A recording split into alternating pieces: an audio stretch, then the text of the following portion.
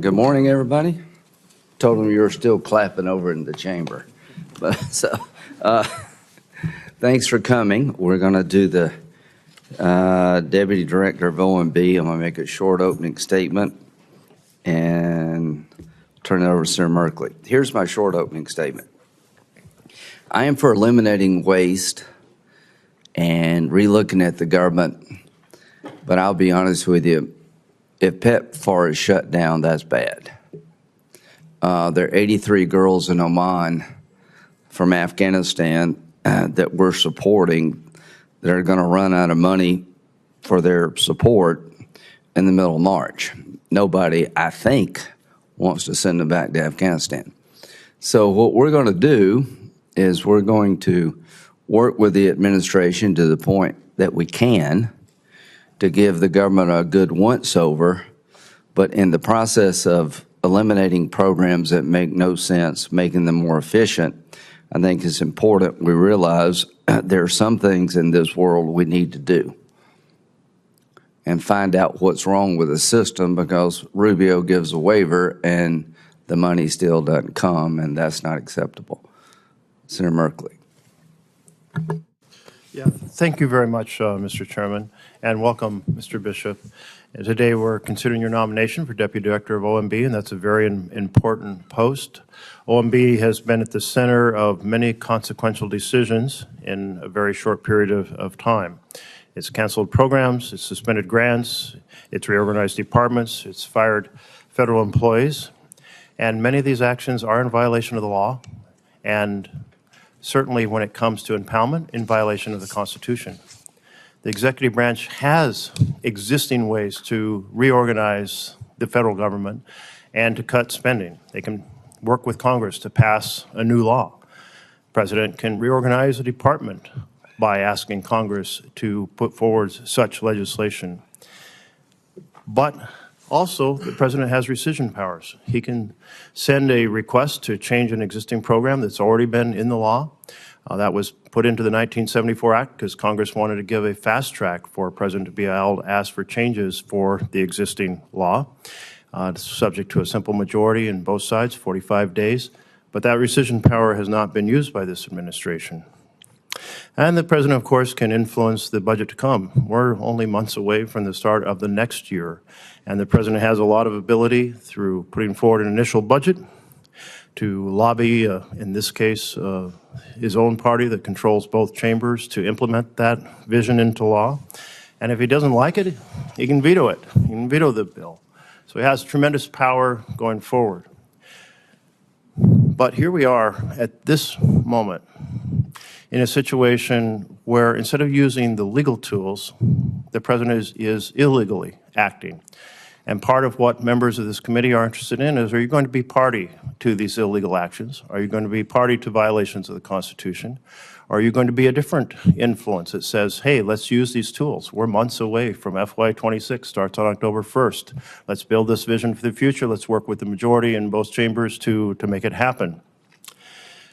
I can tell you in my town halls back home, and I do a town hall in every county every year. Most of my counties are very red, so it's a wide diversity of opinion is brought to bear. There is extreme concern that the very foundations on which this country operates, respect for the law and respect for the Constitution, are in deep trouble. Today I want to find out if you're going to be part of that trouble or you're going to be part of restoring the vision of the foundation of law and the Constitution. There will also be questions today, I'm sure, from members regarding your specific viewpoints. That's normal in a hearing to understand better the talents and qualifications that you bring to the post. We look forward to that conversation. Thank you. So it's my pleasure to introduce the nominee, Dan Bishop, who I've known for a long time. I think you're an excellent choice. You and Mr. Vogt will be a good team.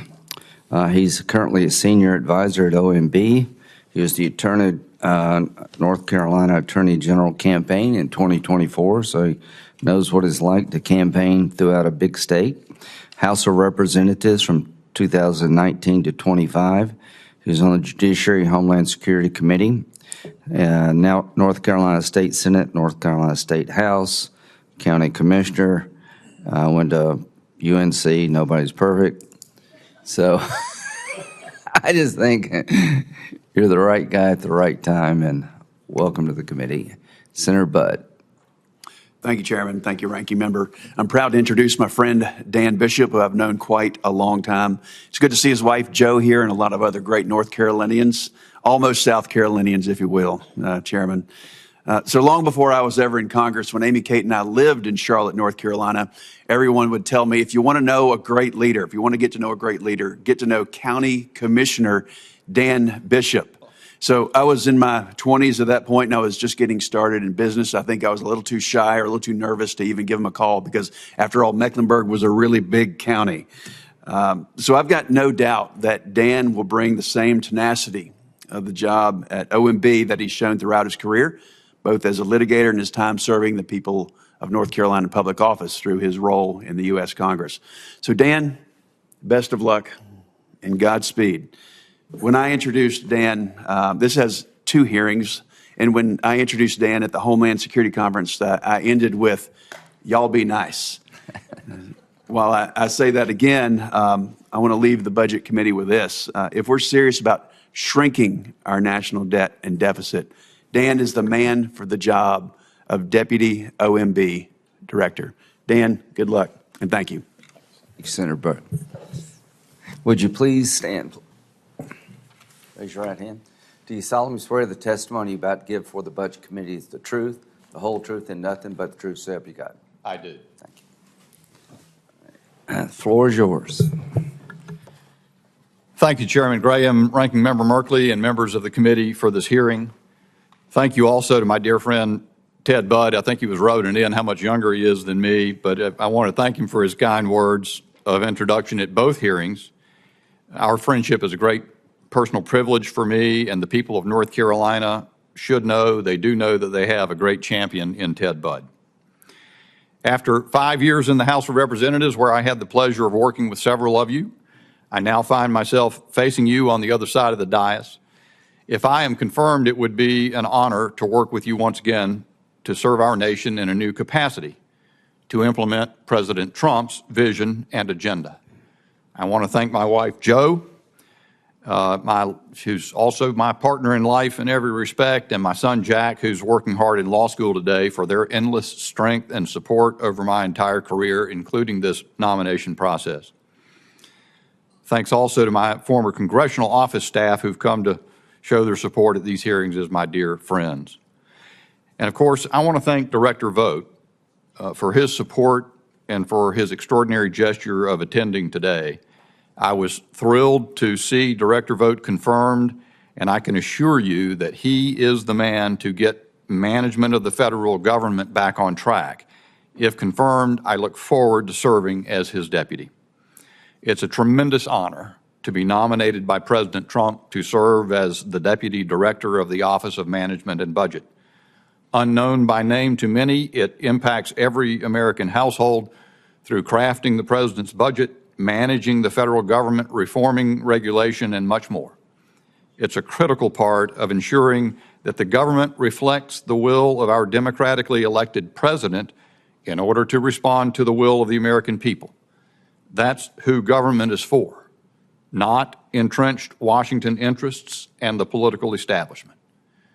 Something I always noticed when I was in Congress, when I was out meeting folks in North Carolina, is that the American people are way ahead of us in Washington. They know what is going on. They're smart, resourceful, resilient, and hardworking. They want accountability, transparency, and an end to the waste and the Washington status quo. They recognized in this past election that our nation was at a crossroads, on the precipice of either renewed greatness or ruin. In that precarious moment, they placed their confidence in President Donald Trump to usher in a new golden age for America. I'm here on behalf of that mission and the trust placed in President Trump by the people. Our children and grandchildren are being crushed, their futures are being crushed under the massive burden of an out-of-control federal debt. For too long, we've been spending money we don't have on things we don't need. Our government has been self-absorbed, inefficient, unaccountable, and maladministered. The good news is that we can fix all of those things. And if confirmed, I will be laser focused on doing so at the side of Director Russ Vogt and the superb public servants at OMB. It's finally time for a government accountable to the people. I've fought to deliver that my entire public service career, from county commission, as Ted mentioned, to state legislature, to Congress, and it will continue to be my North Star. Whether elected or appointed, we must never forget the right of the people to decide. I know that I will never forget it. Thank you for considering my nomination. I look forward to your questions. Thank you very much. I'll start off here. Doge, do you believe that's a good exercise in terms of trying to find out what makes sense in terms of spending and what doesn't? I think it's an absolutely outstanding effort, Senator, and I think the President's made it clear that's what he wanted to do. Elon Musk's contribution to the effort, it is changing the status quo. I agree, and let me tell you why. Somebody should have done it a long time ago. What percentage of the budget, federal budget, is entitlements plus interest? I can't give you the exact percentage. You know, it's when you get the interest added on, which now exceeds the defense budget, we're talking, well over 50% of the federal budget. I think it's north of 75, but Ron would know that. Right. I think it's like 78. Right. The way I've always approached this, you're never going to get people to work together to reform entitlements until you first go through the budget and get waste and stupid stuff out. Do you agree with that? I totally agree, Senator. Well, that's going on, and I applaud that. The list of things that the President read last night was pretty funny and at the same time obscene, what your money's being spent on, right? Right. So I applaud all that. But there are some things in the process of finding out what works and what doesn't, let's don't kill the things that are absolutely necessary. The President wants 5% of GDP on defense. That's what he says. Does that make sense to you? Well, Senator, if the President says it. Well, that's what he said. Yeah, I'm not trying to pitch against him. Yeah. I'd like that too. Let's see if we can get there. He wants to balance the budget. I know I do too. So about 25% of the budget is non-entitlements, non-interest, and let's give it a once-over. Defense is in that. Eliminating the Department of Education, fine with me, all that good stuff. But there are 83 girls in Oman that we got out of Afghanistan that we're supporting, that the money runs out in the middle of March.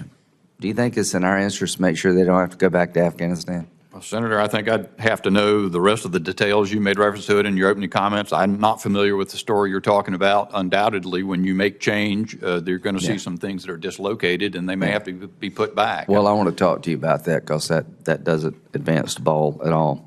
Are you familiar with PEPFAR? I am. Do you think it's generally been a good program? As a general proposition, absolutely. I've heard some news about PEPFAR in the last couple of days and the things from which PEPFAR money is going that were stunning to me, if true. Yeah. So I think even that, every program, 100%. No matter how valuable, ought to be looked at very carefully. 100%. Yeah, I'm a big fan of PEPFAR, the concept of helping people not pass AIDS on to unborn children and all that good stuff. But it could be looked at too. Mother-child AIDS transmission's gone down by like 70% in the last 20 years, all that's good stuff, but everything should be looked at. So count me in for that, including the Defense Department. I hope the Doge people will give the Defense Department a good once-over. Does that make sense to you? It does, Senator, very much. Now, here's the problem I've got. I support what you're doing, but I've talked to Secretary Rubio a bunch about programs that are now very much in limbo or have actually been shut down, then I don't think most Americans would want that to happen. And he's granted waivers. He has a waiver authority. You familiar with that? I am, Senator. When he grants a waiver, the money doesn't flow. Do you know what causes that? I do not, Mr. Chairman. Obviously. Well, I don't either. I mean, I'm not blaming you. Can we, me and you and Mr. Vogt, get together and try to figure out the only way this works? You're not going to get the American people to do what Ronald Reagan and Tip O'Neill did, which is save Social Security by making some common sense adjustments, until they have confidence you have really cleaned the underbrush of the government out. In the process of doing that, all things are not the same. Does that make sense to you? It does. So if you go too far, you're going to lose trust in terms of actually cleaning up the place. So this is a historic moment. What's happening should have happened a long time ago, and let's get it right to the point that we can. If we have to adjust because we overshot the runway, do it. If you need to go around, let's get this right. I really do believe you and Mr. Vogt are the right two to be able to convey to the Congress and to the President what works and what doesn't. Most people don't know about this job you two have, but it's one of the most important jobs in town. Good luck. Well, thank you, Senator. All you. Thank you very much, Mr. Chairman. A key point of conversation has been the Impoundment Control Act. And back when Nixon decided to start impounding funds, two things happened. One is there were appeals to the courts, which eventually made it to the Supreme Court. The Supreme Court reinforced that, in a separation of powers embodied in our Constitution, Congress makes the law, the executive has to follow the law. And that means to spend the money in the way that Congress has laid out. The second thing is that Congress said, but you know what? We should create a fast track for a president to undo or propose undoing spending that the president considers inappropriate, called a rescission. That rescission power was used in the early years after the 1974 Budget and Impoundment Control Act, but not used much since. And you have a law degree. You practice law, correct? That's correct. You have a fundamental education in the understanding of the U.S. Constitution, do you not? I do. Do you understand the importance of law being applied as written? Certainly. And so how do you feel about this situation in which funds are being impounded currently, which the Supreme Court has said is unconstitutional? Senator, President Trump ran on impoundment. I've heard Director Vogt in his hearings speak about impoundment. I've studied the issue, but I am seeking to be confirmed to a position that is not a lawyer position.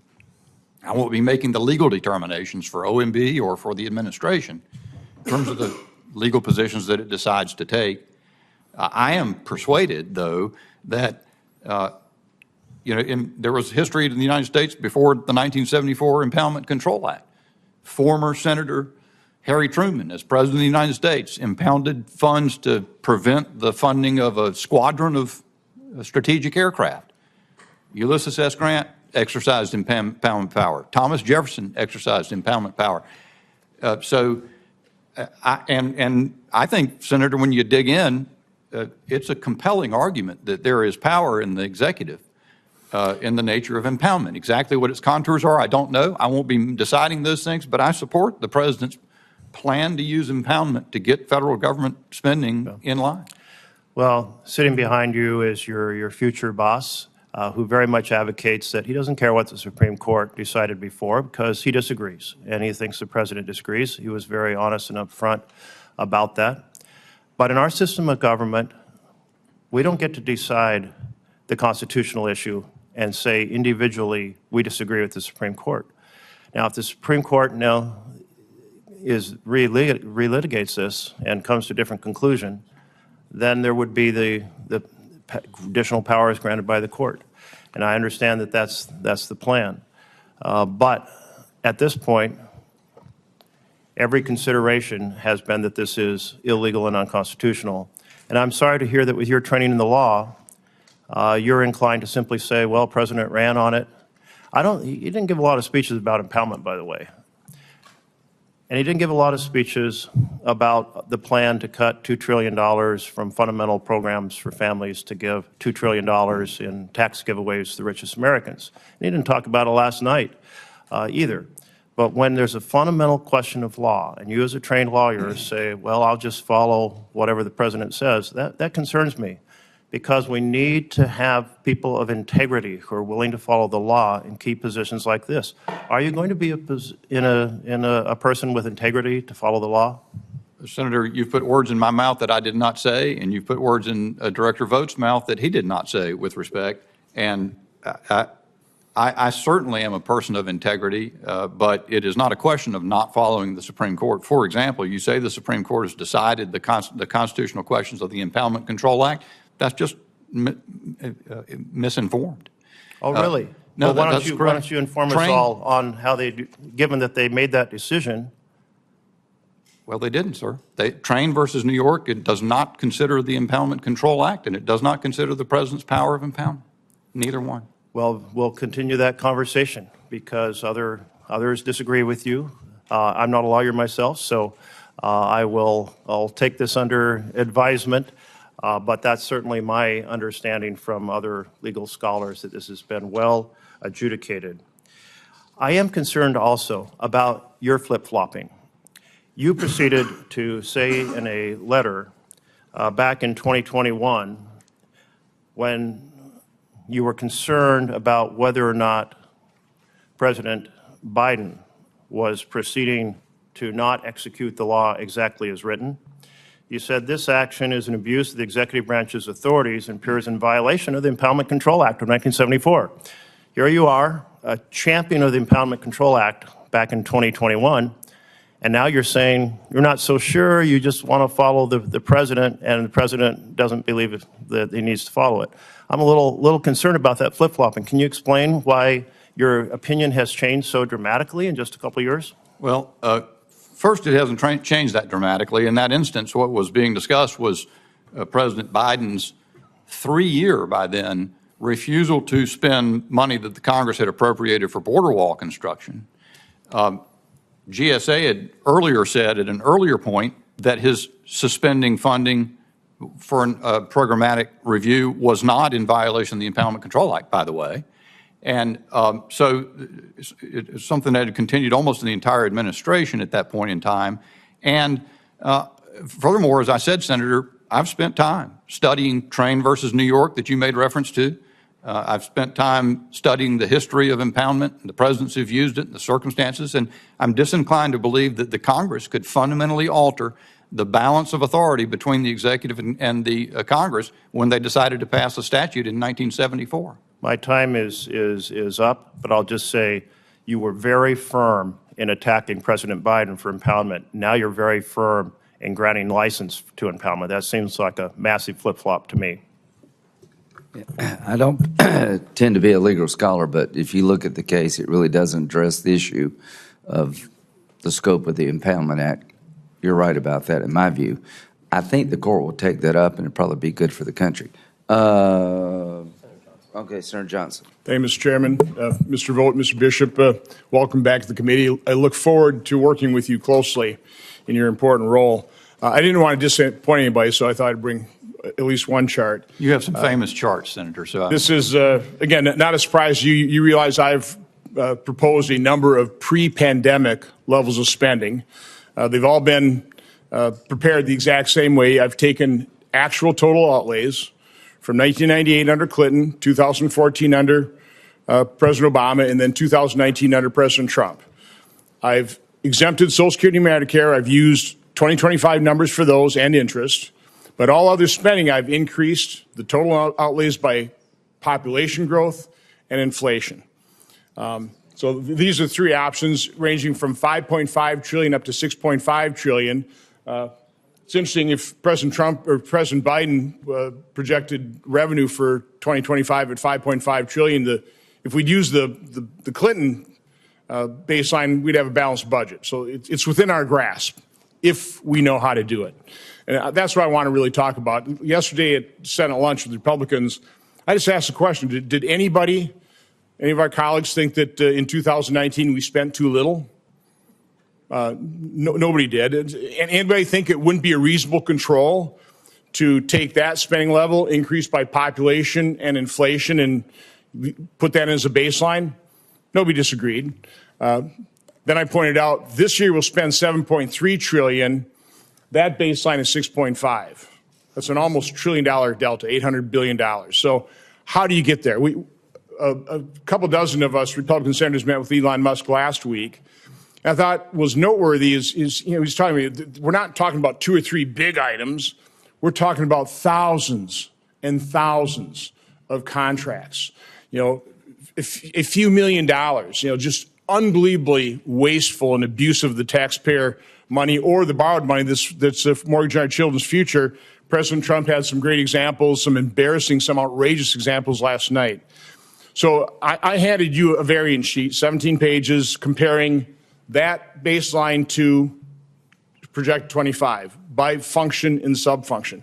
I've also got hundreds of pages of 5,000 to 6,000 line items of every outlay, again, plussed up for population growth and inflation, compared to about 2025 within the variance. And that's what I'm trying to get across to my colleagues who've never been in business, the way the private sector would do this, line by line, asking the manager to come and say, we never gave you the permission to increase your budget beyond, the number of people we're working with or inflation. Explain yourself. And then basically demand reduced spending to that control. How do we do this? Is that the right approach? Because what's happening in the House right now, they're starting at $7.3 trillion. They're looking at a couple big programs. They're getting it tacked.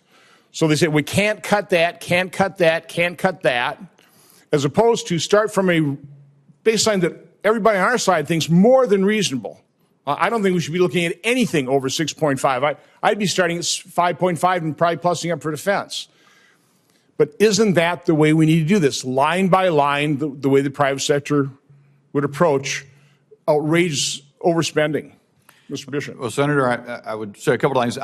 I've heard you speak of this topic and lay this out in this very persuasive way in a number of different forums, as you know, public ones and private ones. And first, I would say I think the conversation, the point that you are making absolutely should be at the forefront of the discussion at all times. And I'm grateful to you for making it so. I have seen that. I think most Americans would wonder why the massive growth in the federal government spending at COVID, at that event, why would that be completely irreversible? Why would we now be on a permanent track at a higher percentage of GDP as expenditures in federal government than ever in the history of the country? It's untenable. And it is, and you can look at those numbers and you can see that the debt is already out of control and it's going in the wrong direction so fast it ought to frighten everyone. So your point's well taken. I would say also that, of course, in my role as deputy director, I spent a lot of time in Congress articulating my own views, but now I am working on behalf of the president to implement his policies, and there are a lot of things that are competing for attention. But I think that one, you make the greatest points of anyone, I think, in Congress about consistently focusing on this issue and making sure this point is in the conversation. And it certainly has an impact on me. I know it does on Director Vogt, and we'll continue to look forward to working with you to see how we can bring the logical conclusion to reality. So, Mr. Chairman, one more point is, one thing, and we have to figure out how do we implement the DOGE exposures. There may be room for impoundment, but in general, we're going to have to codify that, and it's going to be line by line. So again, I want to work with you and the administration to literally go line by line and build this thing up, as opposed to suffering death by 1,000 cuts, starting at a grotesquely unreasonable spending level of $7.3 trillion. So I look forward to joining in the endeavor. Thank you, Senator. Thank you. Senator Merkley actually had that one right, I thought. Do a rescission bill. Senator Lee. Thank you, Mr. Chairman. Mr. Bishop, it's great to see you. I'm so glad that you're willing to stand for this nomination, be considered for confirmation. Thank you, Senator. As you know, the administrative state has been crushing the American people for some time. This is often perceived as a soft exercise of power, but the way it's experienced by the American people is anything but soft. In 2024 alone, our administrative agencies promulgated enough regulations that together they produced a combined net economic impact of about $1.5 trillion. So you add that to where the federal regulations promulgated prior to 2024 stood, which estimates vary wildly, but a lot of people have estimated those regulations in effect previous to that time as being somewhere in the range of maybe $2.5 to $3 trillion. We're now looking at a federal regulatory system that imposes costs that more or less rival that which we spend on federal income tax as an entire country.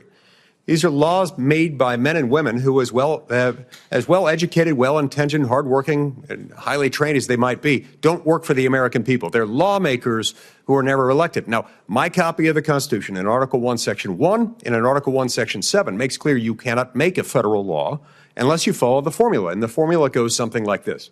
You got to pass the bill in the House, and you got to pass it in the Senate. Most of the time, it doesn't matter what order, unless you're dealing with a revenue bill. But you got to pass the same text in both houses, and then present it to the president, who may sign it, veto it, or acquiesce to it. At the conclusion of that process, the legislative bell has been rung. Then and only then may you make a new federal law or change an existing federal law. But the means by which Congress has, since the late 1930s, been delegating this lawmaking power has completely reversed the equation, such that the American people are now subject to this Byzantine labyrinth of federal regulations. And, it brings to fulfillment a warning made by James Madison in Federalist 62, who said, in effect, it'll be of little avail to the American people that their laws may be written by men of their own choosing if those laws be so voluminous, complex, and ever-changing that they can't be read and understood, anticipated from one day to the next as to what the law actually requires. Only it's much worse than James Madison's warning, because it's not just that they're ever-changing, voluminous, and complex, such that you can't know what's happening. They're not even written by men and women of our own choosing. Now, in my view, this calls out for aggressive reforms, including but not limited to, but definitely including the REINS Act, regulations from the executive in need of scrutiny. The REINS Act would require essentially what Article 1, Section 7 already compels us to do, which is before you create a new affirmative legal obligation applicable to the public, enforceable on the public, at the risk of losing life, liberty, or property for failure to comply, that you've got to run these through the legislative formula prescribed by Article 1, Section 7. Mr. Bishop, I'd like to know your views on the REINS Act and how the White House and Congress can work together on regulatory reform more broadly. Thank you, Senator, for the question. And I will say that anybody who hadn't had the experience needs to come and sit with you in your office where you see that massive, I guess they call it a bookshelf, filled floor to ceiling, floor to top with paper that represents the regulatory output last year, and then see what Congress passed as a small stack on top. And that, I'm not sure I've ever seen anything that, in fact, it took me by surprise when I met with you that it so well captures how out of control the regulatory state's massive output of law is. And yet those were regulations. I mean, on top of that, you got guidance and unofficial statements that get out on websites, all of which can be the source of enforcement by those self-same agencies in which they make the law. They act as the judge and jury also for everybody out in the society. I guess I'd say a couple things, Senator. President Trump has, as you know, his own plans to reform the regulatory state. He's talked about the take 10 regulations down for every one that comes along. The Office of Information and Regulatory Affairs, OIRA, at OMB will be at the heart of that effort, and I look forward to participating very much in that. As a member of Congress, I was very much in support of the REINS Act. In fact, we tried to do something similar in North Carolina. We did have a great regulatory reform agenda that was very successful in North Carolina, so I know it can be done. I think REINS has great merit. I think but of course, what the president's priorities are where I will spend, where I'll focus as deputy director of OMB. I appreciate that, Mr. Bishop, and I see my time's expired. I'll add here just that I too cheered last night when President Trump talked about one in, 10 out. That's fantastic. That buys us food for a day, or at least 4 years. In order to have a sustainable supply of liberty, we need legislative reform, permanent structural reform. And in my view, the best way to make that happen, maybe the only way to make it happen, is to attach it to a must-pass vehicle. I think the most fitting pairing would probably be a debt ceiling bill. I believe Congress should not enact legislation suspending or increasing the debt ceiling without attaching the REINS Act, and I hope that you and the White House will support that. Thank you, Mr. Chairman. Thank you, Senator. Senator Van Hollen. Thank you, Mr. Chairman, Mr. Bishop. It's good to see you. As you know, we only get 5 minutes, so if you Yes, could of course. try to keep your answers short, I'm just going to ask some direct questions. All right. The first one is, do you commit, if you're confirmed for this position, to comply with any court orders directed toward the jurisdiction of the Office of Management and Budget? Yes, Senator. Good. So now let me talk briefly about what Senator Merkley discussed, which is the Impoundment Control Act. I think he referenced the letter you earlier signed to GAO asking whether or not the Biden administration had violated the Impoundment Control Act. You remember that letter, right? I do. And at that time, you agreed that the Impoundment Control Act was good law. Am I right about that? Well, Senator, my views are more informed now than they were then, but At that time- I didn't draft the letter either, but I signed a letter to that effect. That's right. And obviously, the assumption behind that letter was that at that time you believed that was good law. It was a And lay opinion, Senator. That's All right. So you've changed your opinion since then, is that right? Well, I've studied it more than I did. So it is the law of the land. I mean, you signed that letter to GAO making that clear.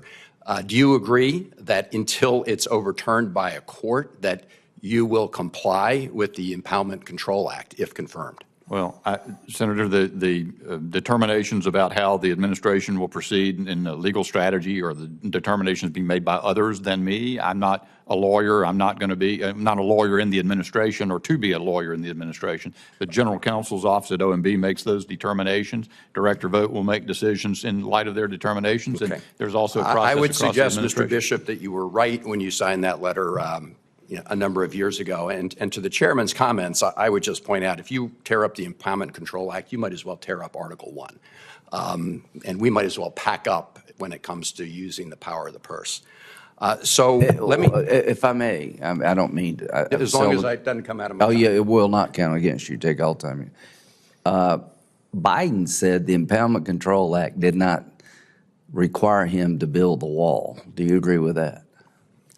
I believe the GAO looked at that allegation. Well, the and point is... No. GAO is the body that we entrust to make these determinations. Well, I mean, okay, but he said the Impoundment Control Act did not require him to build a wall when Congress told him to do it. Well, GAO found that was not GAO an is illegal not the impoundment. court here. Well, GAO is the body that we as Congress have, well, they are. You get no, they're not. Okay. You get 2 extra minutes.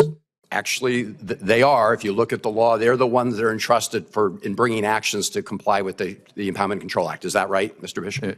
No, sir. The GAO is an instrument of Congress. Yeah. It sets it might set an opinion that binds Congress, but it's not a court. So. No. But anyway, that's who we empower to bring cases on behalf of Congress with respect to compliance with the Impoundment Control Act. Let me turn to the issue of the firing of probationary employees. You're familiar with the fact that a California federal district court issued a ruling related to this, right?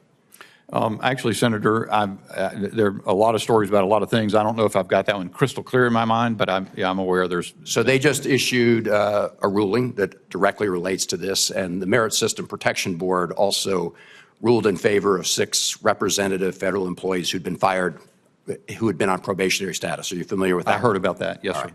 And so it's interesting because just yesterday, I believe, a spokesperson for OPM said that, quote, this change was helped to provide clarity in light of a recent court order. And the change was that the administration conceded that OPM cannot fire people who are probationary employees. Are you familiar with that? No, I am not, actually, Senator. So these employees were getting these notices from OPM and some of Elon Musk's folks that informed them that they were being fired. That is not allowable. It has to be done by the agencies. And so I see that OPM had to clean that up. They claimed it was because of some public misinformation, but there's no public misinformation when somebody gets a directive from OPM. You are familiar with the standard, and I think you outline it here in this memo, that has always been up to agencies whether to take performance-based actions against probationary employees. So you agree that it has to be a performance-based reason to fire somebody who's on probationary status. Is that Sorry, right? Senator, I'm trying to remember what memo you're referring to. Is it something that I wrote? No, but this is something that came out of OPM that directly relates to the administration's actions. Well, I'm not in command of everything that OPM has issued, and not even in the same agency, obviously, and I'm just a senior Well, advisor. OMB is sort of the cockpit for the entire federal budget. But let me ask you this: Do you know what the standard is for firing somebody based who's on probationary status? I do not. I certainly don't profess, for example, to be an expert, a legal expert on that subject. A lot of people sort of think if you're a lawyer, you should know all of the law. I have not been an expert in federal personnel. I'm generally aware of the existence of Title V and so forth. Well, the bottom line is, courts are finding that these were illegal actions taken by the Musk operation. And so I appreciate your answer to my very first question, that if confirmed, you will agree to comply with court orders. Thank you, Mr. Yes, Chairman. Senator. Thank you. Another minute if you want it. Well, I'll take it. Huh? Well, that's all right. I Okay. may come back, but thank you, Mr. Thank you, Senator sir. Kennedy. Congressman, when moms and dads lie down to sleep at night and can't, one of the things they're worried about is cost of living, high prices. Isn't that true? Absolutely, certainly. And those high prices were caused by inflation. Yes, is that Senator. right? That's right. And inflation has come down. That's a good thing, right? It is a good thing, Senator. But that just means when inflation has gone from 10% to 3%, that prices are rising less quickly. They're still rising, aren't they? Yes, Senator. That's called disinflation. That's if they fall, that'd be disinflation. Yes, sir. No. If the rate of inflation comes down, that's disinflation. Oh, I beg your pardon. Okay. If prices come down, that's deflation. Yeah. Now, most Americans, they don't read Aristotle every day. They're too busy earning a living. They don't know the difference between deflation and disinflation, but they sure as hell understand that the high prices have remained, don't they? Yes, Senator. We've got a lot of work to do around here. Yes, And sir. we need 4 years to do it. And we need a cooperative House and Senate to do it. I agree, Senator. If we don't get these high prices down, we're not going to have 4 years. We're going to have a divided Congress. You can write that one down and take it home to mama. Yes, sir. This election was about the economy, and people are still worried about these high prices. Now, one way to get these high prices down, to reduce prices, not reduce inflation, reduce prices, would be to reduce the amount of federal spending. Isn't that true? I think so, Senator. Because that's how we got here, was with the massive amount of federal spending that President Biden perfected. So if we can reduce the federal budget, we can reduce prices. Yes, Senator. That's one thing you and Mr. Vogt can do. Number two, if we deregulate, that'll reduce prices, won't it? It will, Senator. Why is that? Because producers of goods and services in the economy face less costs, particularly less costs that waste money because they're not really accomplishing anything. They're just sort of chasing the regulatory wheel. Well, hell yeah, we're spending. Regulations cost the American business community $2 trillion a year. If we can cut that in half, they can pass and will pass the savings on to the American people. Yes, sir. Now, the third way we can get these high prices down, is it not, is to grow out of them. Agreed. To stimulate the economy. Certainly, the president intends to do that, Senator. To raise That's right. wages. Yes. Real wage gains. So this idea that we have to go into a recession in order to have deflation is not really true, is it?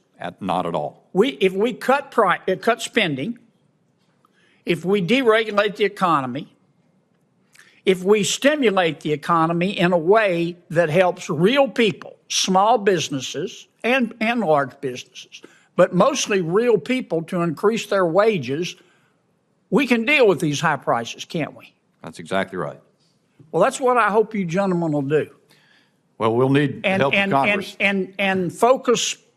I haven't heard enough about deregulation. I mean, I know these other issues that we're talking about are important, but that's the surest way I can assure you, Senator, in the that it short is- term while we're working on a reconciliation bill.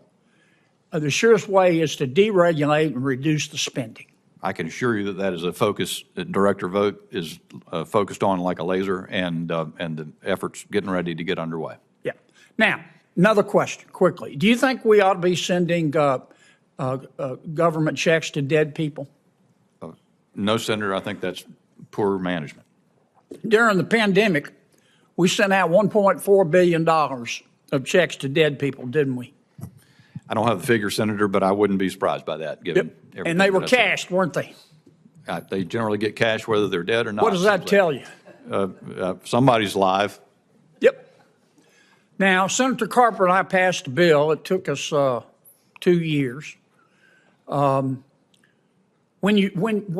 try to stop that, when you die, the state sends your name to the Social Security Administration. Your name goes on what's called the Death Master File. Yes, sir. I went to Social Security and I said, can I see the list? They said, sure. I said, who do you share this with? They said, nobody. We can't. We don't have statutory authority. So you don't share it with the do not pay folks at Treasury? They said, nope. It's against the law. Well, rather than argue with them, Senator Carper and I passed a bill. But believe it or not, to say Social Security, share the dead people list with the rest of government, for God's sakes. Put down the bone and share it with them. And believe it or not, we had opposition. So we had to agree to a 3-year trial period. That 3-year trial, we've saved a bunch of money. That 3-year trial period is up at the end of 2026. I've got another bill with Gary Peters to extend it, to make it permanent. You guys got any problem with that? Well, Senator, I cannot speak for the president or for Director Vogt. Oh, go ahead. But I can't. It's hard for me to imagine who would be opposed. Well, you'd be surprised. No, sir. I wouldn't be surprised as it turns out, but I still can't imagine who would be opposed. Okay. You going to follow the law? Absolutely. Absolutely. You going to defy court orders? No, sir. Thank you, Mr. Chairman. Thank you, Senator. Dead people have a very good lobby, apparently. So, Senator Murray. Well, thank you. Thank you very much, Congressman Bishop. I just want to be really clear up front. You might not like it, but our appropriation bills are not optional. They are actually law. You were just asked if you'd follow the law. Appropriation bills are law. And I expect you and the entire administration to allocate funding as Congress intended by law. This is not a theoretical issue. If Congress passes a law that specifies that a hospital in Seattle should receive some amount of federal funding, I expect that hospital to receive every penny. In this system of government under the American Constitution, Elon Musk, President Trump can't pick winners and losers. They don't get to pick which laws they follow or what hospitals or schools get funded. They can write a budget. They can lobby all of us for it. I expect them to do it. But they cannot overrule the entire democratically elected Congress and use the American people's taxpayer dollars as a giant slush fund. Congressman, at a hearing last week, you refused to say that you'd follow that law, no matter what illegal directives you're given. As a former preschool teacher, I like to keep things simple. Congress legislates, we write the bills, allocate the funding. After the president signs the bills, he faithfully executes. So just let me give you another opportunity to say you will follow the law. Appropriations bills are passed. Will you follow the law and use the funds as directed? Senator, thank you for the question. I've said in response to several senators here today that President Trump's run on impoundment. Director Vogt's expressed his view that impoundment is within the power of the president in certain ways. Wait a minute. There's a law that says that impoundment is illegal. You won't follow that law. I'm aware of that, of the Impoundment Control Act. Right. You just don't agree with that law? I believe that is, I join Director Vogt's view You that just that's an answered Senator unconstitutional Kennedy law. that you would follow the law, but you're going to pick out one exception that you won't follow? Well, Senator, the Budget Control Act requires a budget process be completed every year. The Senate hasn't done that in decades. That's not a law. That is process here, but the law, when we write appropriations bills, It is a law, Senator. well, the law, appropriations bills are laws, correct? They are. Signed by the president. That's correct. Will you follow those laws or not? Senator, Do you have a law certainly you will follow the disagree with? law. It's a little more Okay. complicated than your question lets Yeah, I on. can see you're not going to follow that one. Okay. Perhaps you can help me understand something else. As I understand it, Elon Musk and Doge are saying they are conducting mass firings to help save taxpayer dollars. Out in the Pacific Northwest, we have the Bonneville Power Administration. It is actually a self-sustaining agency. It provides millions of dollars power to millions of people in states like mine and the Pacific Northwest. It's actually funded by ratepayers, not by taxpayers. We don't use a dime of taxpayer money to pay BPA salaries. So do you have any idea why Elon Musk thinks firing people, which he did at the BPA, will reduce federal spending? Senator, I am completely unfamiliar with that situation. Be glad to take it back or look into it and be glad to make my number available to you. I would appreciate that because firing BPA employees saves us zero taxpayer dollars. It is completely funded by the users in the Pacific Northwest. Thank you, Senator. As I said, I'd be happy to take that back and look into it. Okay.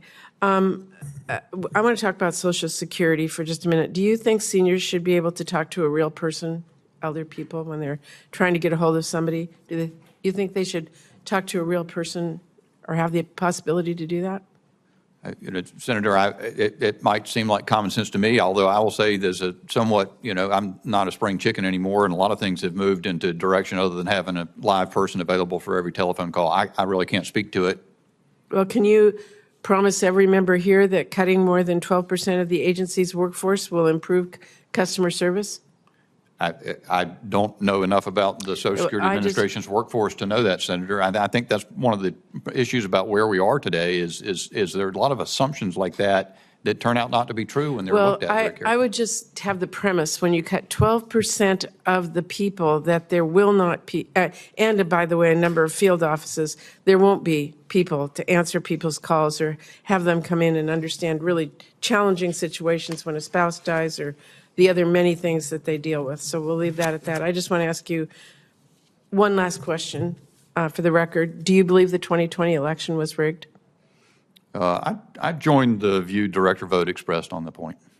I'm sorry? I joined Director View's view of that question. He said it was rigged in his questions, in his response. And you think it's rigged? rigged? I joined that, yeah. Thank you. Senator Moreno. Scott, apologize. Hi, thank you, Chairman. Well, Congressman, I'm glad you're here. Thank you, Good Senator. luck with your job. Great to see I you. love it when the Democrats talk about following the law. When I was governor of Florida, because I wouldn't expand Medicaid, Barack Obama cut $1 billion out of my Medicaid program. Like that. Not one Democrat said that was a problem. Not one Democrat. He cut $1 billion, and all it was a program that went to hospitals that did more uncompensated care. $1 billion gone, and didn't come back until we got a new president. So, congratulations.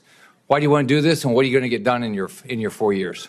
Thank you, Senator. And if I might real quickly to say in response to what you just said, I think there are many such examples if you think about orders that President Biden issued in the last administration that were plainly contrary to law. Even after the Supreme Court issued opinions on student debt cancellation, for example, he did more of it. And I want to make clear, because I think that there is something that needs to be said, which is that I haven't talked about violating the law. Talked about there may be issues about the Impoundment Control Act and its constitutionality and what exactly the contours are of the historic power to impound. And that's probably going to, and President Trump has made clear that's going to be looked at. So that's part of, I think, an answer to the question, what I hope to do. I think what President Trump said last night in a speech, I'm not sure I've ever seen a better State of the Union address, but he said there's going to be action.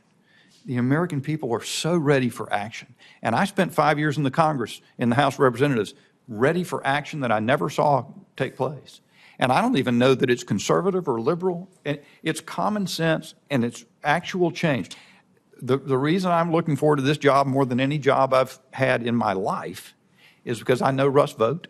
I know what the President of the United States intends to do in terms of action, to see change. And I am thrilled should I be confirmed by the Senate, to be part of it. Do you think you can balance a budget? Absolutely. I'm certain that can can Senator. Now, have you done that in your personal life? I certainly have. Gosh, how do you do it? It's amazing. My wife is the key to so many things. So do you like find out what you're going to make and not spend more than that? Man, that must be hard. That must be really and hard. look for opportunities to save and not pay for some things that we paid for at one point in time we find not to be worthwhile. You have a credit card? I do. Do you review it to see if it's proper? The way the review works in our household is that if something's on it that's not supposed to be there, I hear about it from the boss. And have you ever like changed your telephone plan to get a better deal? And that's a constant source of discussion internally. I've got the cheapest plan you can imagine, Senator. I'd be glad to tell you about it. Yeah. So we've seen a 2% increase in population in 5 years and a 53% increase in federal spending. How on God's green earth can we live within this? Every American who had an opportunity to focus on that number would say that's absurd. Yeah. So my colleague from Ohio and others here, we just went through campaigns. I went through my reelection. And I tell people when they come up here, because everybody's in my office now asking for money. And here's what I tell them. I said, you know what? Let's say, I don't know, let's say I did 1,000 events in the last year. Not one person in my state asked me about that program. But you know what they did ask me about? Why isn't the border secure? And why is the cost of living going up? That's all they asked me about. The whole campaign. That's what I was at a Jimmy John's restaurant the other day, and the lady was just saying, "Look, I moved to Florida because you're the governor. I could get a job." But she said the cost of living is just skyrocketed. The groceries are out of whack. So, what are some of the things you think that you can get done? And by the way, do you think we can get inflation under control if we don't balance the budget? No, sir, I don't think so. I don't know. And whether you'd have to actually get the balance to get it under control, I think you could get inflation under control probably short of that target, but it still needs to be done to be sustainable over the long term. But I think the plain thing is that President Trump has made it clear over and over in his State of the Union last night. He made it clear how relentlessly he is focused on that. He's laid out strategies that are plausible in terms of, for example, unleashing American energy production, lower the cost of energy. You not only reduce the cost of every time somebody makes an energy-related transaction, but energy goes into everything that is done in the goods and services across the economy. That's a businessman's judgment, if I can say that to you, and seeing Senator Moreno next to you, think about Senator Johnson, Senator Ricketts. And I think that's so refreshing to the American people to hear. But those are the things that are affecting their lives.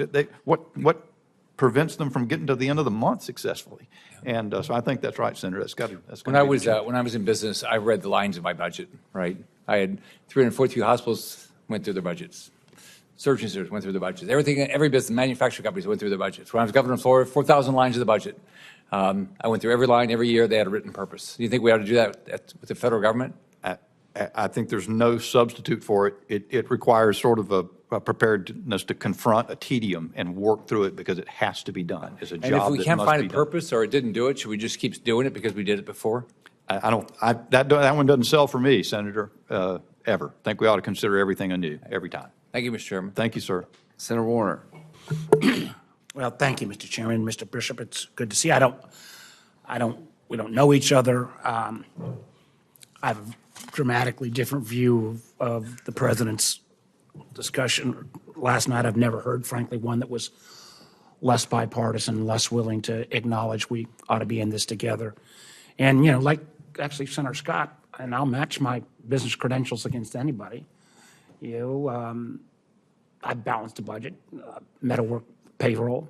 When I was governor of Virginia, got named best managed state and best state for business. And matter of fact, we even did it in a way where we also got named, Senator Kane, where I were colleagues, and he was governor afterwards, we got named best state in the country for public education. And we realized you couldn't just balance the budget on one side of the ledger. And I only got 5 minutes, but I am flabbergasted by some of your comments. Last time I had a hearing here, we had Russell Vogt in this chair. And your willingness to be obsequious to him, which I infer from some of your comments, frankly scares the hell out of me. Mr. Vogt has one thing he's done remarkably in 40 some odd days is terrorize the federal workforce. I know you were a lawyer. I was actually a business guy, so I can read a balance sheet. But by terrorizing your workforce, you don't get better production. Matter of fact, you destroy production. And the haphazardness of the Doge boys firing people without warning, not letting them come back to work, then realize, oops, we screwed up, I think is kind of the absolute opposite of any kind of solid business credentials. Now, I do know I will acknowledge some consistency. I'm voting against every federal funding bill under the Biden administration. But now you're going to be charged with helping to fund the Trump administration. I don't know whether you're going to vote against or encourage your congressional colleagues to vote against everything put forward. You also flopped on the basic notion of whether a nation should default on its debt. I mean, again, I know you're a lawyer. I was a business guy. But if you default on our nation's debt, that is not something the markets are going to be willing to reverse on right away. And kind of to add insult to injury, you accused Biden of illegally withholding federal funds. The Trump administration is doing this at an unprecedented level, yet your peers are willing to go in and simply support those policies. I don't get it. I think, I know you're from our neighboring state, North Carolina. Maybe you have not heard the economic disruption that's being caused. I frankly don't even know whether the Trump administration is going to honor its commitment on the disaster relief. And Lord knows you guys and we in Virginia got hard hit. But I guess in my last 2 minutes, I want to talk about Social Security. So we got 1.6 million Virginians on Social Security benefits. Now, Mr. Musk, who appears to me to be the actual czar of the budget and management, or lack thereof, has called Social Security the biggest Ponzi scheme of all time. Now, I know President Trump says he's not going to touch it, but I have no confidence in that. So I got a couple, just if you don't mind, sir, yes, no questions. Are you aware that the Social Security Administration currently has fewer staff at this time than any point in the last 50 years? No, I don't know that, Senator. I'm not familiar with thank you. Are you aware that Social Security and Doge plan, and I believe your new boss, Mr. Vogt, the plan is to actually fire half of that existing staff? Are you aware of that? I'm not aware thank you. of a Have you plan. ever been on, you said you and your wife manage your budget, and I appreciate that. Have you ever made a call to a Social Security representative and ever been put on hold or waited a long time to get an answer? Have I done that? Yes, sir. No, in fact, I've had some interactions with Social Security Administration, and I did not have that experience. Okay, so you never had any constituents that complained that they got put on hold. That must be, you must have to be a remarkable district because I didn't say that. I can't, all right, sir. Do you actually think that Social Security seniors who rely on those funds ought to get them on time? Absolutely. Okay, so if we're at the lowest staffing levels in 50 years. Your plan is to cut half that staff additionally. I don't know how that's going to get done. And that, my time has run out, Mr. Chairman, but I was just saying, I didn't even get to the questions around concerns, Chairman of the Intelligence Committee, now Vice Chairman, the damage that's being done to our intelligence and national security issues. So I am, Mr. Bishop, I want to try to give all nominees a fair shot. I voted for many of Mr. Trump's initial nominees.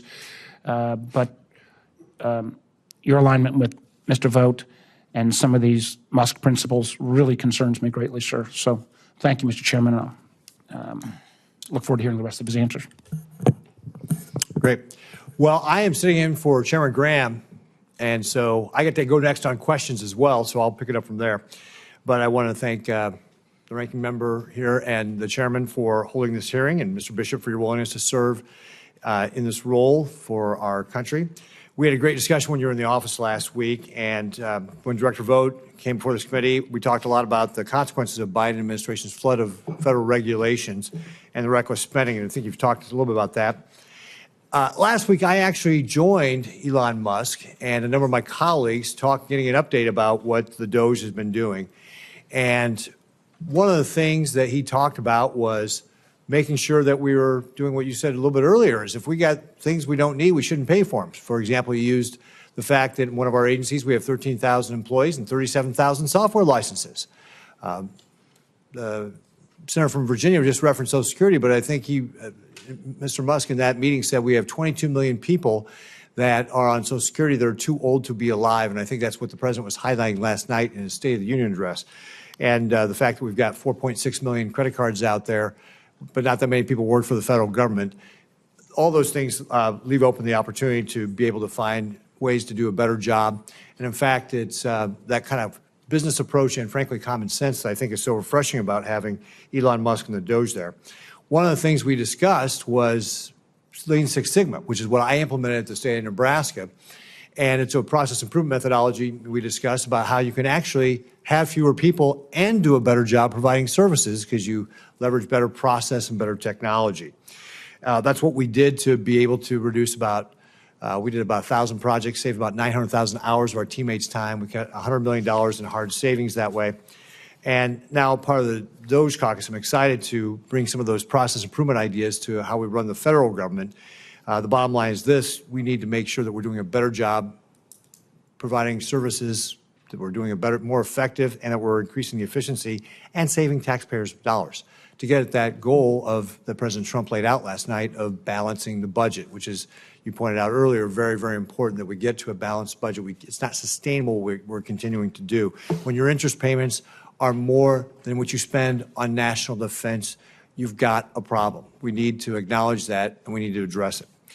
Elon Musk in our meeting said he wants to cut $1 trillion out of the federal budget by fiscal year on a run rate, fiscal year 2026. So I look forward to continuing to work with Elon Musk and President Trump and the Senate Doge Caucus and you, Mr. Bishop, to replicate what we did in Nebraska at the federal level. So, Mr. Bishop, are you committed to increasing government efficiency and saving American taxpayer money? I certainly am, Senator. Great. That was an easy question. Not a trick question. Easy. All right, good. Will you commit to working with me on bringing process improvement methodologies like the one I described with you, Lean Six Sigma, to the federal government so we can improve our services while keeping our costs down? Yes, Senator, and in our meeting, I was intrigued by the Lean Six Sigma idea. And one of the things that I could say quickly is that, you know, you hear a lot of ad hominem attacks on Elon Musk, but people rarely want to engage with the merit of what he's actually saying, what makes sense. And by the same token, the Lean Six Sigma recognizes that you're actually empowering employees when you elevate them to make process improvement recommendations, and that's exactly what, you know. There's a notion that they're trying to set up an antagonism between Elon Musk and employees. What Musk has done in his businesses, if you read his biography, is he has shown that by being ready to make significant change, you actually bring out the superlative employment or performance out of people, and they actually can improve things beyond that you might expect by just adding numbers. And I think it's a similar concept. Yeah, you're exactly right there, Mr. Bishop. At the state of Nebraska, Lean Six Sigma engages frontline people in making their jobs better because they see the waste, the number of steps that we try to cut out. They see that duplication and wonder why we do it. They don't feel empowered to change it. Lean Six Sigma actually gives them the opportunity to be able to change those processes that not only do a better job providing services, keep our costs down, but actually make their jobs easier as well. Quickly, since I'm running out of time here as well, when Director Vogt was here, I asked him about his commitment to helping ensure the timely issuance of renewable volume obligations, or RVOs. The biofuels industry is very important to Nebraska's farmers. It's our #1 industry in the state of Nebraska, and of course to the energy industry as well. The 2026 RVOs were obligated to be filed by November 1st, 2024, but will not be filed until December 2025, so a year late. Timely RVOs are critical not only because it's the law, because our nation's farmers rely on RVOs to inform planning decisions, and of course, as you know, businesses want certainty. So, Mr. Bishop, will you make the same commitment to me today to help expedite this process and ensure the timely issuance of RVOs? Yes, Senator. Director Vogt makes clear that he wants to move processes on time. And that's a discipline he brings. And so I can't speak with great specificity to that particular situation. Don't have the knowledge of it yet, but certainly look forward to working with you and with Director Vogt to accomplish that objective. Great. Thank you, Mr. Bishop. And Mr. Padilla.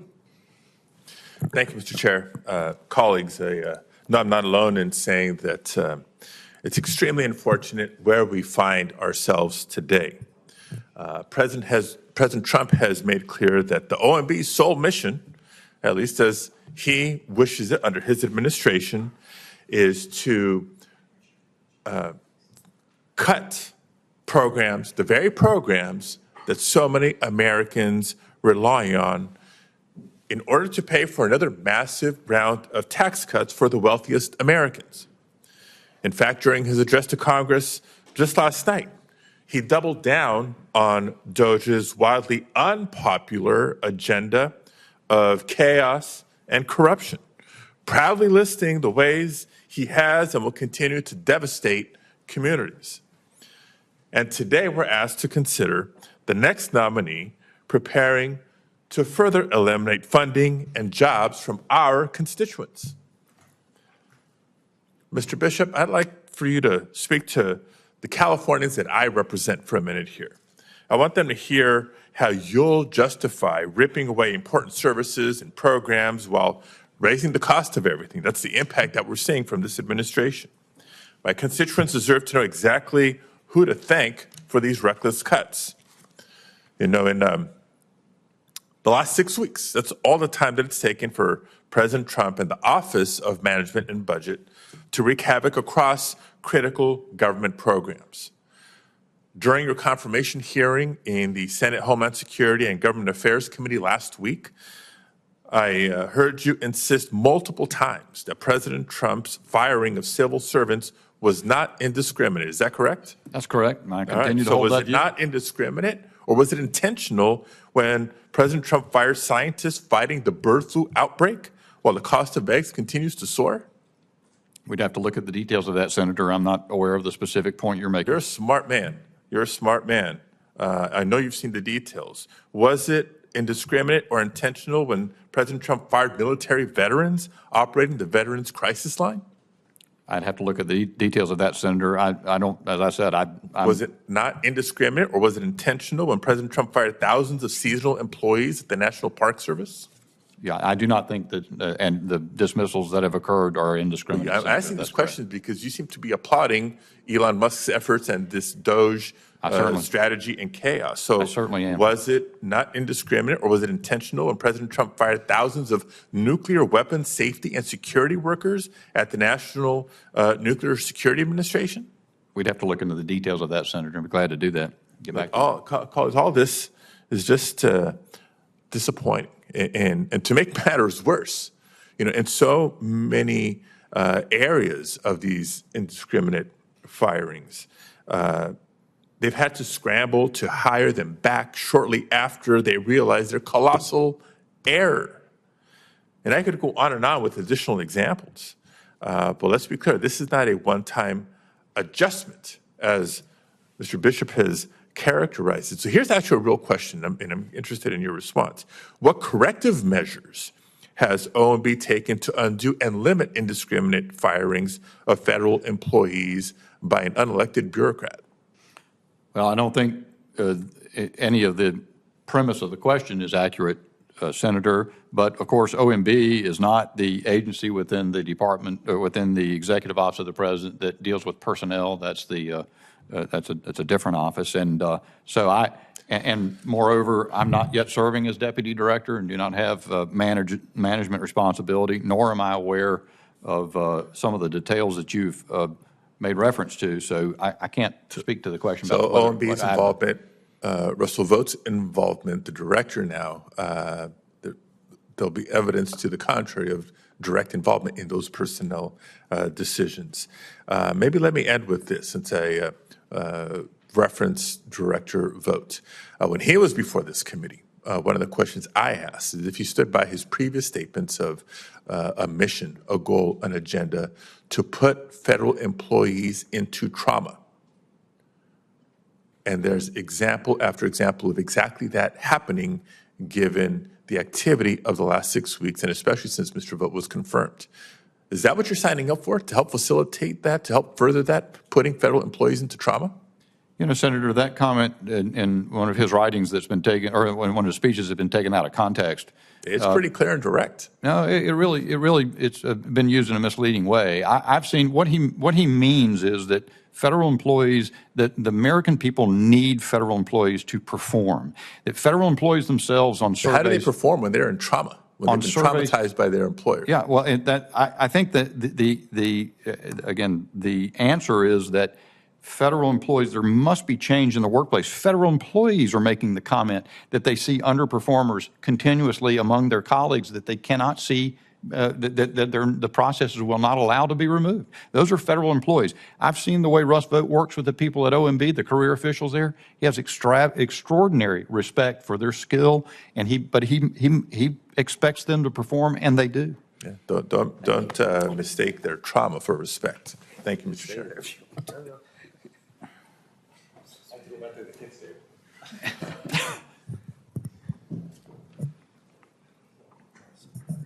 Who's up? You're up. We had a little shuffle. Well, thank you, Mr. Bishop, for agreeing to serve your country again. I think the American people appreciate your willingness to put yourself into the battlefield. I want to ask you, you've been around, how long have you been around government? I've been around government for 8 entire weeks. How about you?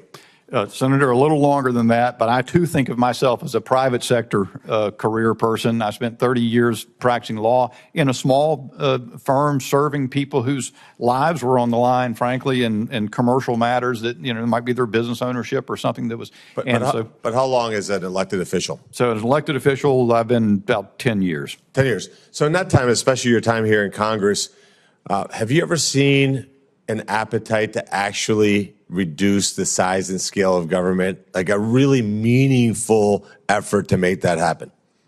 Senator, it has been a constant presence. I've seen a lot of really great people who have pursued the objective, and yet it doesn't ever seem to come to pass. So you would have to conclude that there are a lot of people who are not doing that. And when you were in the private sector, did you ever run into any organization that didn't fire anybody? Like, did you ever run into a company that said, we haven't fired a human being in 50 years?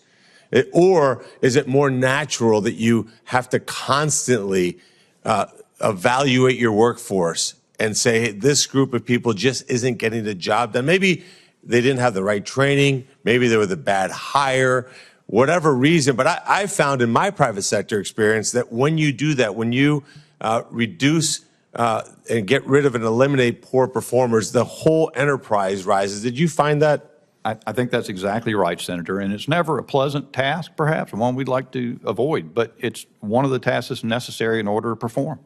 And just to clarify some misinformation that's out there online, does Elon Musk personally have the authority to fire anybody in the United States government? That is not my understanding. I will say I'm not involved with the Doge effort directly yet, in any way, but But everything that I've understood about it and followed is that he does not exercise that power directly. That's in the job of the people who actually do that, but he can certainly recommend. So, for example, I get a lot of calls from constituents. So if somebody's a person who works for the VA and her job is to greet veterans at the door, make sure that they got the resource they need, we look at it and say, that's a good job, right? We should have somebody there greeting the veterans, making certain they know what their needs are. And if that person lives 5 hours away and never shows up to the actual VA, would you think that that's a job that should be eliminated? That ought to be looked at pretty seriously. But what if they're a really nice person? What if they're a really nice guy? What if they're a veteran themselves and still live 5 hours away and never show up for work? Should we just keep that person on? That's the kind of thing that doesn't make any sense, Senator, and the American people are ready for something to be done about it. And if you have a company, for example, and we're going to get to the bottom of it, HISGAC, but if you have companies that have sales reps that call on the government and yet allow something like what's happening at SBA with 37,000 software licenses for 13,000 employees, does that seem normal to you? That would never happen in a private business where you're trying to make ends meet, Senator. I mean, I would just urge my Democrat colleagues, I plead with them, argue with us on things that actually are common sense and reasonable. But to argue the counterpoint that we should absolutely not root out waste, fraud, and abuse, and the counterargument would be, oh, we're all for rooting out waste, fraud, and abuse. I've been here 8 weeks. They've been here centuries combined. Centuries, like literally centuries combined. And it's never been done. So maybe sit this one out and allow this effort to go forward and not defend insanity like what we're seeing. Look, what the DOGE effort is being done, I want to say how I think history is going to judge this moment. You have the world's most successful entrepreneur, a guy who has zero reason even to go to work. He could literally point to anything on earth and say, I'll take it. I'm going to take that 500-foot yacht and go sail away. He's sleeping at the executive office building, going through line by line of the federal budget and recommending things like that to be cut. 4.7 million credit cards out in the hands of government workers. I ran a company with 1,100 employees, so a minuscule comparison. I had 5 corporate credit cards, and I had anxiety over all 5 of them. Right. How do you defend that? Like, why not be on the side where you say, this makes sense? Like, we got this incredible entrepreneur, a generational talent, the Thomas Edison of our time, and he's willing to serve our country to help us. The guy who you once loved. I mean, the left loved Elon Musk, and now they hate him. This is the subject of a Taylor Swift breakup song. I've never seen anything like it. But I want healthy competition from the other side. I think we should have a healthy exchange of debate and ideas. But watching them humiliate themselves last night at the State of the Union address was just too much. You can't applaud for a 13-year-old black kid who has brain cancer. Is this where we're at, Mr. Chairman? Where we're sitting here as a body that's supposed to be the deliberative body of the world. And instead, we can't even get them to applaud for a 13-year-old kid. We can't get them to say rooting out waste, fraud, and abuse is a good thing. I urge my Democrat colleagues, don't be like that team that played the University of Miami and got beat 97-0. We need a healthy, vibrant Democrat Party to challenge us, but challenge us on the things that make sense. And don't put out misinformation, like we're going to go out there and randomly cut 50% of Medicaid. Those messages on TV affect real people. Real people who think, my God, if this happens, I don't know what I'm going to do. That's not what we're doing. Attack us when you think we're wrong on real information. My time is way expired. I used my minute and a half that took me to get to my chair. But thank you, Mr. Bishop, for serving. I look forward to you serving with director vote. It was great to see him here today. And I yield the negative amount of my time back to you, Mr. Chairman. Thank you. Senator Lujan. Thank you, Mr. Chairman. I'm going to accept the challenge of my colleague. I'm going to read you a note, Representative Bishop, from a constituent that was fired. I am an FBI victim specialist, a civil servant, a career government employee. I am there when your loved one is killed by an actual shooter, when your child is sexually exploited online, when your family member is kidnapped and held for ransom, when your mother, sister, daughter is the victim of interstate domestic violence or stalking, when a federal agent is injured or killed in the line of duty, when your elderly parent is defrauded of their life savings, when your child is kidnapped by their other parent, when you or someone you love is victimized in so many ways. I am not waste, fraud, and abuse. I am not the enemy. I am not expendable. For more than 22 years, it has been my greatest honor to be with people in their darkest hour, to bring light into the darkness of the cost of my own well-being. I do not deserve to be forced out under fear or duress or discarded. For if I am, you and those you love will have to walk in that darkness alone. She continues, there are so many of us throughout the United States with stories just like this, examples of how they've responded to crime victims. I agree. Let's root out waste, fraud, and abuse.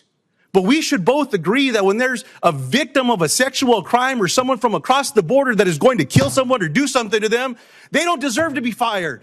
That's the nonsense going on here. I accept this responsibility. But I'll tell you what, I'm not sending this one out. Not on behalf of my constituents. There's a better way for us to do these things. You know, Representative Bishop, you served at a time in the House of Representatives where there was a policy that wasn't in place. And it's because Republicans got rid of it, but Democrats never put it back in place. I hope this is something we could actually agree on. I know Senator Graham supported this once upon a time as well. He used to talk about this in a way that would convince more people to do it. Under President Clinton, when there was a balanced budget, there was something called pay-go. And Congress restrained itself in the same way that you described balancing your checkbook. If Congress moved a piece of legislation that costs money, they had to either cut or they had to create revenue. Led us to balanced budgets. I believe Congress needs to bring this policy back in place so everyone can restrain themselves, and I think things will be better. I'll let that sit. As Deputy Secretary of the Office of Management and Budget Representative, it seems like you'll be working in lockstep with Elon Musk and Doge. I appreciate the conversations that we've had on both sides of the aisle speaking about what Elon Musk and others are doing here. Now, over the weekend, Elon Musk said something. I think it was brought up by one of my colleagues. He said, quote, Social Security is the biggest Ponzi scheme of all time. Do you believe that Social Security is a Ponzi scheme?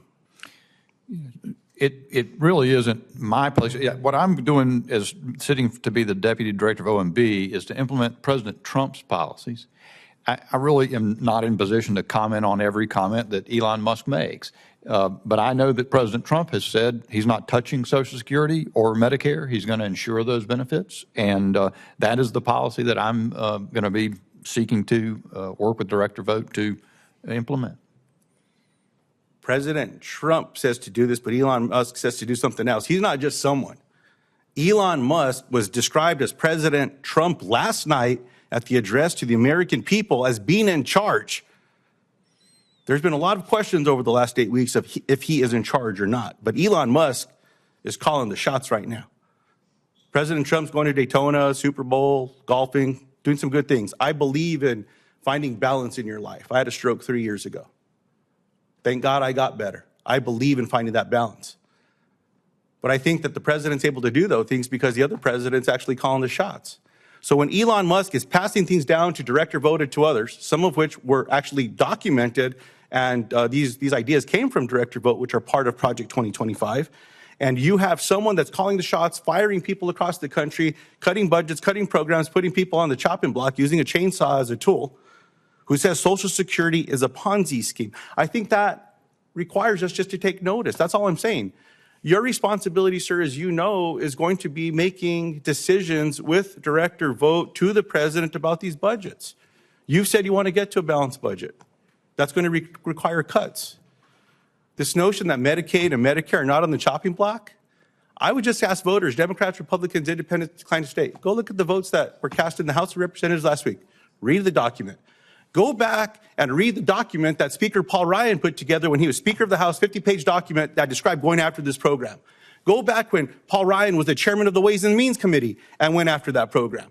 Go back and look in 2017 when Republicans were trying to eliminate all aspects of Medicaid, eliminating Affordable Care Act, and it took John McCain coming to the floor, may he rest in peace, the great hero that he is, and said no, fighting brain cancer. This is not new. It's not some secret. These are the facts. Go look them up. I invite that. And I challenge my colleagues. Let's come up with a fact sheet that we can get back to a place the way Congress once deliberated. Here are the facts. Let's agree and disagree based on the facts that are in front of us. That doesn't exist anymore. We need to get back to those times. So, Representative Bishop, it's good to see you again. Thank you. We didn't vote the same a lot, but I appreciate you being here and stepping up. And I pray for you. I pray for the president because we've got to do better for the American people. And I'll close the way I started. I'm not sitting this one out. I'm going to stand up and fight for my constituents. I yield back. Thank you, Senator. Thank you. Senator Merkley has a couple of questions, and I believe we'll be done. Well, thank you so much. Congressman, when you were in the House of Representatives, you were a fierce opponent of raising the debt ceiling. Are you now planning to encourage the House? The House has put raising the debt ceiling into their plan on the House side by $4 trillion. Do you now support raising the debt ceiling? Well, Senator, the premise is not complete. I was opponent of raising the debt ceiling without reforms to spending that would change the fiscal path. But the really significant thing, and what I'm acutely aware of as I sit here as a nominee of the president, is that I'm not being nominated to serve my own views or interests. I'm being nominated to implement the policies that President Trump wishes to have implemented. He certainly has different ideas than me about precisely about the debt ceiling and how that should be administered and so forth. But I'm going to be administering, I support, and I'm going to be administering implementing President Trump's priorities. Let's clear up a couple of points that have come up in this hearing. One is I noted that the Supreme Court had weighed in about the illegality and unconstitutionality of impoundments. You then noted that the Supreme Court had not ruled on the Impoundment Control Act. Both you and I were both right. That is the summary of Train versus City of New York. The Supreme Court unanimously affirmed the presidents do not have the unilateral power to impound enacted funding. But the ruling wasn't on the Budget Control Act. It was on the constitutionality of impoundments, the impoundments that Nixon had done. So I wanted to clear up that point. And I've already asked you if you would follow the constitutional ruling of the court. And you made the point, well, they didn't rule on the Impoundment Control Act, but they did rule on impoundments. And that's the point I want to emphasize. And they said that they're unconstitutional. So I hope you, when you go away from here, you'll have a moment when you go, And am I going to take an oath to President Trump or Russell Vogt, or am I going to honor the Constitution? Because that is the challenge of you as a public servant. And in our republic, you take an oath to the Constitution, not to an individual. Second point I want to make is there's been a lot of conversation here about a plan for a balanced budget. Actually, the president's plan, as put forward by the House, increases the deficits that total up to an additional $2.5 trillion in additional debt on top of what was already forecast. So increasing the deficits and increasing the debt. There's a lot of happy talk about a balanced budget, but that is a big lie. The plan is to increase the deficits by $2.5 trillion or total debt over the 10 years. Third point I'm concerned about is in your previous testimony before another committee, Ranking Member Peters asked, do you know about any federal grant or loan programs that are frozen?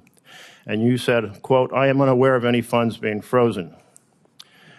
Well, some of the headlines of the news were things like this.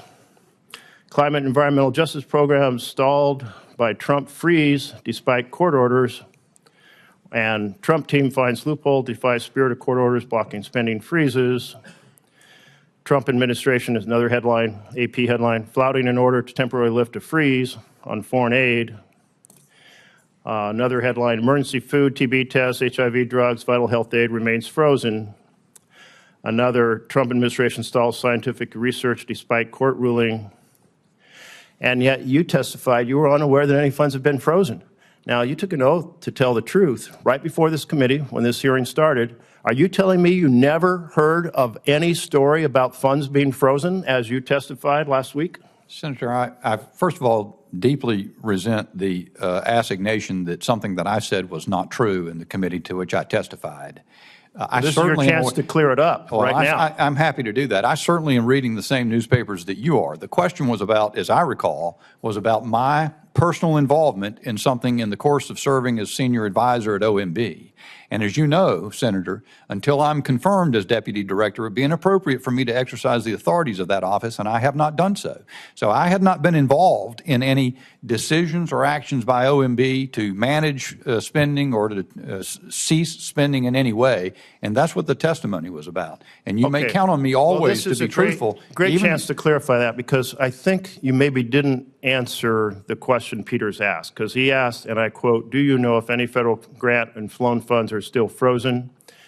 And you said, I am unaware of any funds being frozen. Those are direct quotes. I hear you saying that that's not the context in which you meant, that you are aware that funds have been frozen. Senator, you said you're a lawyer, I think. So you know. I actually said I'm not a lawyer. You're not a lawyer. And I'm thankful for it. Then it might escape that if someone's asking me in testimony about something that for me to speak, I'm speaking about my personal knowledge. I can talk to you all day about things that are in the media, and if you want to know whether I'm aware of something that's in the media, I'm glad to talk about that. But the questions were what about I knew, my personal knowledge. I'm going to try to help you out here, trying to give you an opportunity to clear that up, since your statement that I am unaware of any funds being frozen, you are clarifying that based on your personal experience and service, you were unaware.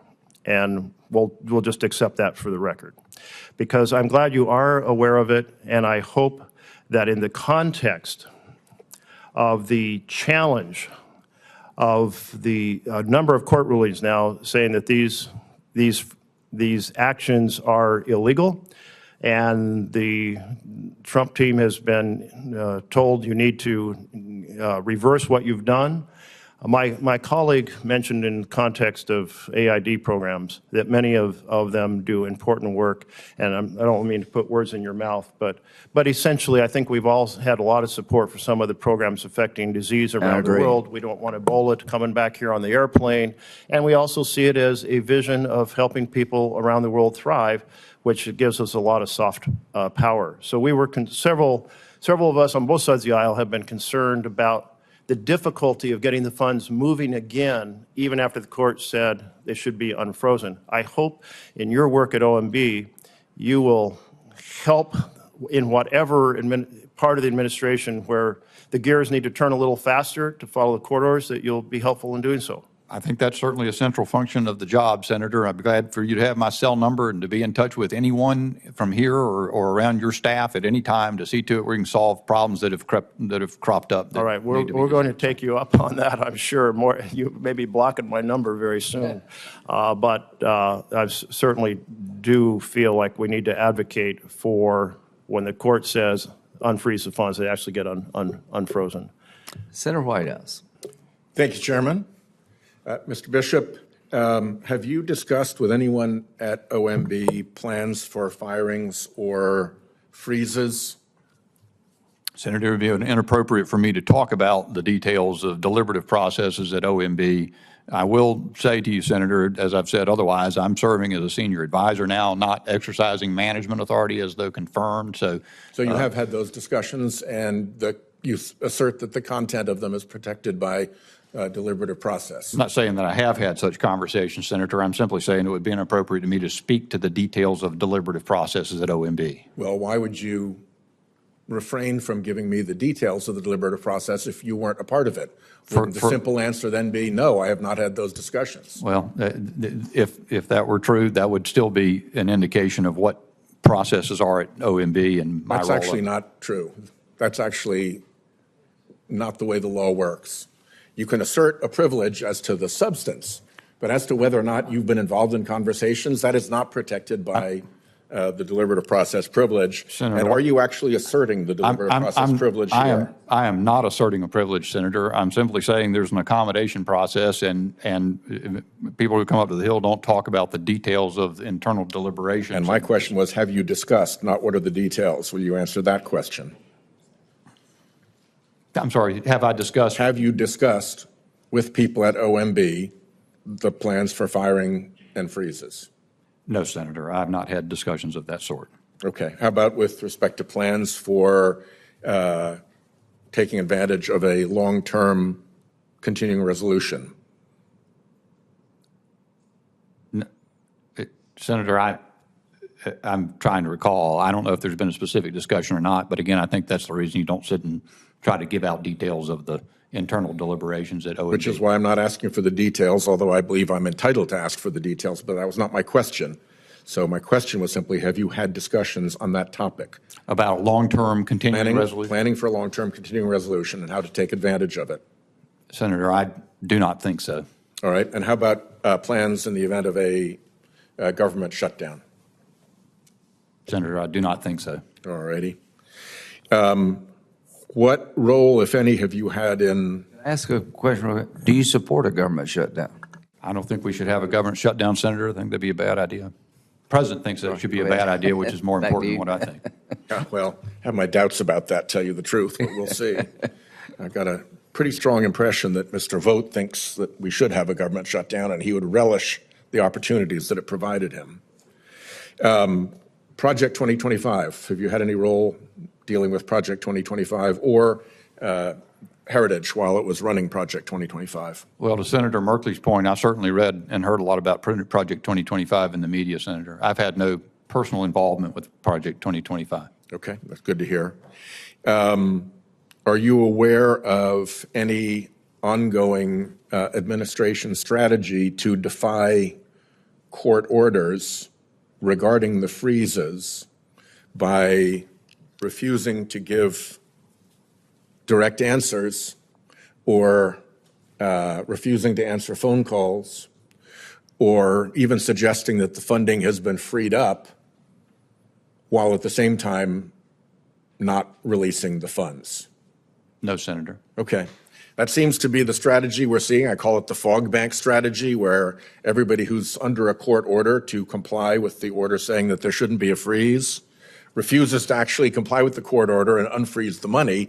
But when you try to pin them down on it, emails not answered, calls not returned, vague answers, general senses that, don't worry, we'll get there, or even actual, yes, the funding is clear, and then the funding is not cleared.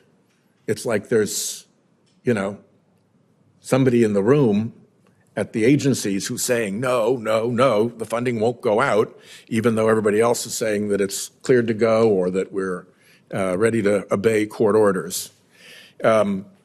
Just in terms of conflict of interest, ProPublica reported that you've been living until recently in a Capitol Hill townhouse owned by a wealthy Republican donor named Lee Beeman, that Speaker Johnson has also been living in what was described as a 4-level Second Empire-style townhouse of impeccable elegance and exceptional scale. Did you pay fair market rent in that townhouse of impeccable elegance and exceptional scale? Yes, Senator. And how was that fair market rent determined? It was determined by the landlord. I rented a room. I don't know the details of the determination, merely that it was done. Yeah. So if, for instance, he offered you highly favorable terms because he wanted you in the house because you are an important potential policymaker, same reason he might want the speaker in the house, you would have no idea whether that actually was fair market rent. Well, it was just you paid what you were asked to pay. I have my own experience to rely upon and what seems proportional, so I'm pretty sure it's about right. Okay. My time has expired. Thank you. 2 minutes to Senator Moreno, and we're going to wrap it up. Thank you, Mr. Chair, for the extra little follow-up. Look, we could spend 15 hours if we had to rebut misinformation from the other side, but let me just do it real quickly. Again, I've been here 8 years. The ranking member's been here 8 weeks. The ranking member's been here 16 years. You said you've been here 10 years. Is a budget resolution a budget? No, Senator, it's not. It's not the whole plan, in other words, yeah. But wait a second. I just heard my colleague who's been here a long time as well say that we're cutting Medicaid because the House passed that. Did they pass a budget? No, Senator, they didn't. They passed just the first step in the direction of a spending plan. So when you spew nonsense, it's not helpful. And that's the point I was trying to make to my colleagues earlier. I think that, look, don't try to win arguments by just making nonsensical points. I just urge my colleagues not to do that. Senator Lujan also gave and I think he's a good man. I don't know him that well. I've again been here 8 weeks. Gave an impassioned speech about some federal employee who is a very good writer. I mean, that guy should be a fiction writer for sure. Do you think that it's possible that he was an employee that had disciplinary actions?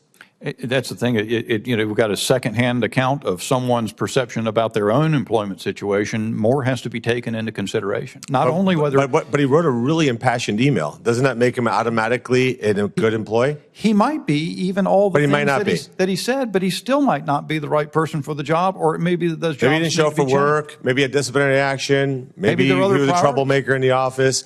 But I think this idea that, oh my God, a constituent wrote me a letter, we're doing terrible things. Last quick point. This body tried with my Democrat colleagues to pass student loan relief. Is that correct? Like we tried to say, hey, if you went to college, somehow you're better than all the other Americans and your debt should be forgiven. That got voted down. Joe Biden said, well, too bad what Congress said, and relieved student debt. The Supreme Court said, absolutely not. And yet Joe Biden still forgave student debt. My colleagues, crickets. So they love the Constitution when it serves their point. But in reality, they shredded the Constitution over the last 4 years. And again, I would urge them, please come back to the side of reality and common sense. Thank you, Mr. Chairman. Senator Barkley. Since my colleague isn't here and since you made comments about his presentation, I just want to throw out a little bit more information, which is the Energy and Commerce Committee in the House has basically two accounts. They have Medicaid and they have Medicare. The president said we're not cutting Medicare. That means that instruction basically can only go towards Medicaid. And there were many, many conversations that I had with House members saying, well, we think our plan is to cut about $800 billion in Medicaid. Certainly some of those conversations were reported. It's the simple math in the committee. You are correct, technically, that the instructions don't say cut Medicaid. But the conversation in the House was that was the plan. And so I'd just like to acknowledge you are technically right, but my colleague is also right that the intention of that instruction was cuts to Medicaid. So I just wanted to clarify that. I also wanted to clarify the dialogue about the border wall that came up earlier. In 2021, Biden announced a pause in border wall construction. And that pause was based on following the environmental rules for pre-clearance. And GAO looked at it and said, yep, you got to follow the law on environmental side.